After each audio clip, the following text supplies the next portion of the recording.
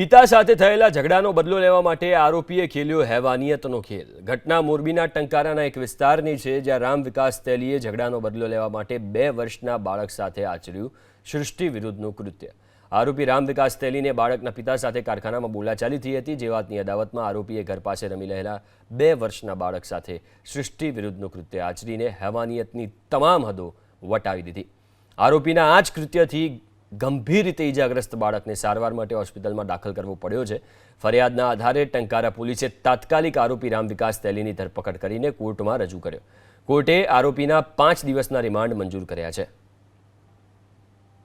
ત્યારબાદ આ આરોપી મળી આવતા તેને હસ્તગત કરી અને તારીખ 1ના રોજ એને અટક કરી આગળની કેસની કાર્યવાહી તપાસની કાર્યવાહી કરવામાં આવેલી હતી અને આરોપીઓ વિરુદ્ધ પુરાવા એકત્ર કરવા માટે થઈ અને અલગ અલગ ટીમો બનાવી અલગ અલગ કામગીરી કરવામાં આવેલી હતી, જેમાં આ નાનું બાળક હોય એ પોતે નામજોગ ઓળખ ના આપી શકે એટલે આ બાળકની વિશિષ્ટ રીતે ઓળખ કરાવવાની કાર્યવાહી કરવામાં આવેલી હતી, જેમાં અહીંયા મોરબી સિવિલ હોસ્પિટલથી મદદ લઈને પેડિયાટ્રિશિયન ડૉક્ટરશ્રી અને સાયકિયાટ્રિસ્ટ ડૉક્ટરશ્રીની હાજરીમાં મામલતદાર સાહેબ દ્વારા આ બાળક તરફથી આરોપીની ઓળખ પરેડની કાર્યવાહી કરવામાં આવેલ છે અને એનો રિપોર્ટ પણ આ કામે સામેલ રાખવામાં આવેલ છે।